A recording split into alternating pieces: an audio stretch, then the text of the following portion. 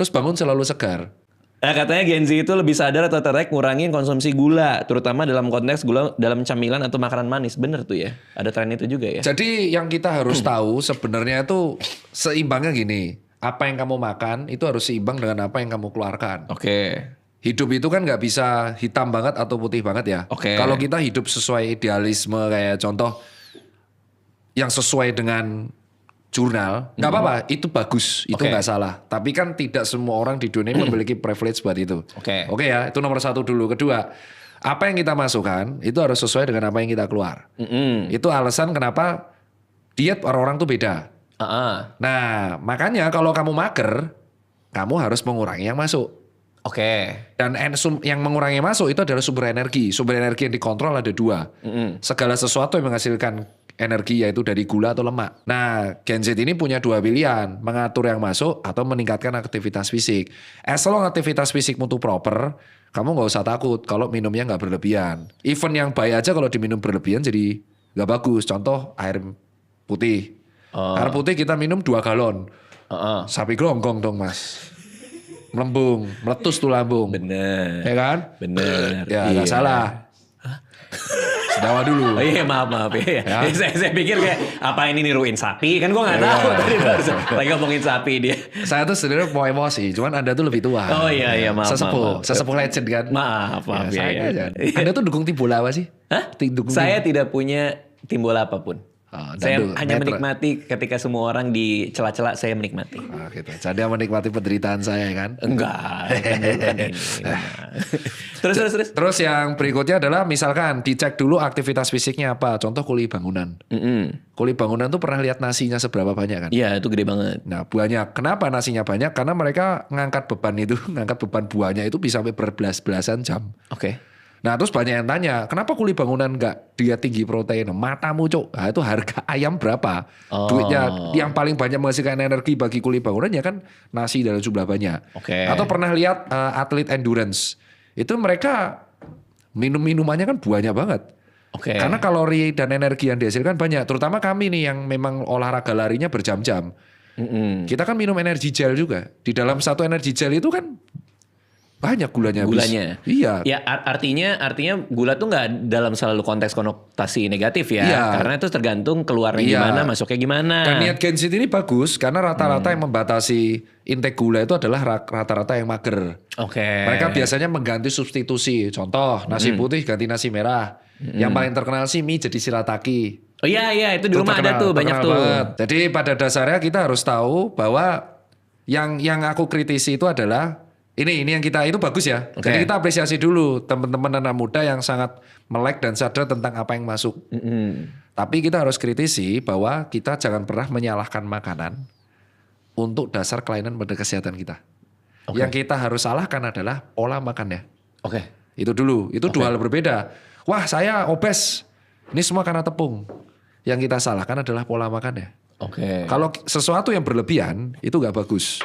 Dan kita harus tahu bahwa lemak itu sumber energi, gula itu sumber energi, protein adalah zat pembangun, dan itu harus ada dalam satu diet yang utuh.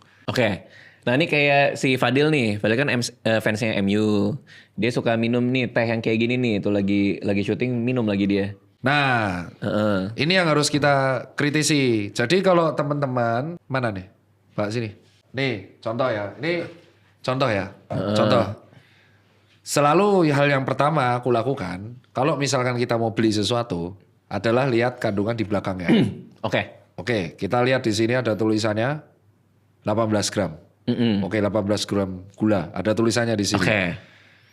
Pertanyaan pertama adalah kamu mager gak? Nah kalau mager, kamu minum ini boleh, tapi gak boleh berlebihan. Yang jadi masalah adalah misalkan dia nyandu ini, sehari minum selusin. Ada yang mereka makan tuh harus minum kayak gini tuh 3-4 gelas. Padahal mager. Lain cerita dia minum ini, tapi aktivitasnya rutin. Terus dia juga membatasi intake nasinya. Jadi nasinya terbatas, seimbang dengan protein yang lain, terus dia minum ini. Oke, it's okay. Atau dia angkat bebannya rutin, terus ini jadi PWO. Sumber energi kan. PWO itu apa? Pre-workout meal. Pre-workout. Iya. Dan ini tuh biasa, aku juga minum ini, tapi biasa aku minumnya after long run 90 menit. Coba lihat. Nih, ini 19 gram, 18 gram. Kayak pucuk harum ya, oke. Dan ini plot twistnya, tahu minuman elektrolit yang terkenal? Muniman. Minuman. Oh, tadi ngomongnya Muniman. Ya, biasa. Selip. Ya. Iya, Dah tua. Iya. Minuman. Tahu. Elektrolit itu di atas 20 graman gulanya. Gitu. Di atas 20 gram, oke. Iya, dan ini plot twistnya. Kemarin pas aku di Berlin Marathon, beberapa water stationnya itu isinya teh manis.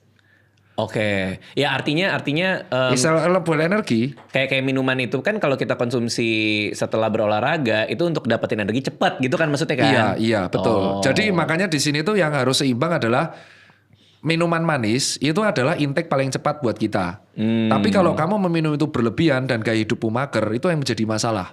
I see. Itu yang jadi masalah banget di kita. Makanya aku selalu mengedukasikan yang paling gampang. Ibaratnya gini lah, dokter tuh punya cara masing-masing untuk mengedukasi. Oke ya. Ada dokter yang saklek semuanya harus dapat. Nah cuman ada juga teori komunikasi. Jika satu subjek mendapatkan informasi yang terlalu banyak dalam waktu singkat, mereka cenderung nggak akan melakukannya sama sekali. Oke, information overload. Oh iya, informasi overload. Itu kayak ngehang gitu loh. Makanya aku bilang, yang aku bisa edukasikan adalah aktivitas fisik. Karena itu bisa mulai dilakukan di rumah. Kamu mager, oke, push up di rumah. Kamu mager, oke, mulai squat jump di rumah. Kamu mager lari dari rumah. Itu bisa dilakukan. Karena tidak semua orang tuh memiliki daya konsistensi atau mendobrak zona nyaman untuk mengatur pola makan. Oke. Ada emotional eating. Ada yang jaga malam, kalau malam nggak makan nasi goreng itu masalah. Nah sekarang tak tanya, yang jadi masalah gimana dok? Yang jadi masalah dia makan nasi goreng tiap malam sama minuman manis 2 botol, terus nggak pernah olahraga, terus obes.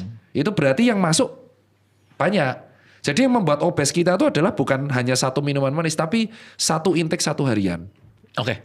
Jadi kalau dari aku sendiri sih, yang pertama kalau mau minum itu adalah aku selalu ngajarinya di belakang ini gitu kan. Iya.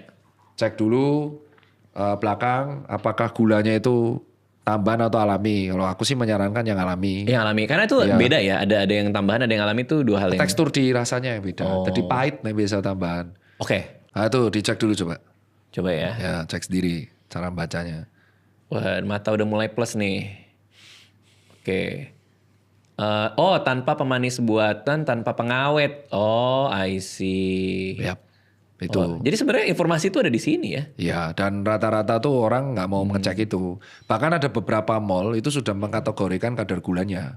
Oh, di mall itu Di ada supermarket, gula? supermarket ya bukan di mall ada jual gula mas. Iya kan tadi Anda bilangnya gitu. Beberapa mall udah ngasih tahu gulanya berapa. Standar, diperjelas di beberapa mall ada supermarket yang menjualkan minuman-minuman dah diderajatkan berdasarkan kadar gulanya. Ya udah itu kan kita jelas jadinya.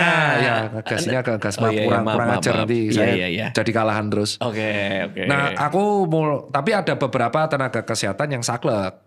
Mereka nggak mau minum. Jadi pure putihan. Tapi itu nggak apa-apa tuh? Ya itu pilihan mereka. Oh. Tapi kalau aku masih butuh itu buat energi. Karena aku udah pernah bandingin. Misal kita deadlift nih. Jam 5 sore atau habis maghrib kita deadlift, angkat beban. Terus gak ada PWO. Pelatihku sendiri yang bilang kok ngempos tenaganya. Milmu apa? Energimu gak ada. Ya otot kan masih butuh glikogen. Glikogen itu gula yang disimpan dalam otot. Ya karena aku masih angkat beban dan aku masih lari aku butuh. Wah ngempos aku kalau enggak. Itu sama kayak carbo loading nggak? Carbo loading itu kan jadi gini, minum makanan karbo itu kan harus diolah dulu di lambung, usus dan melalui berbagai proses pencernaan. Dan itu 3 jam. Minuman manis itu cuma 15 menit, 10 menit dan langsung jadi energi. Oke. Jadi itu cepat buat PWO. Makanya buat teman-teman ya kalau yang berlebihan ya itu yang jadi masalah. Cuman kan aku nggak berlebihan. Iya.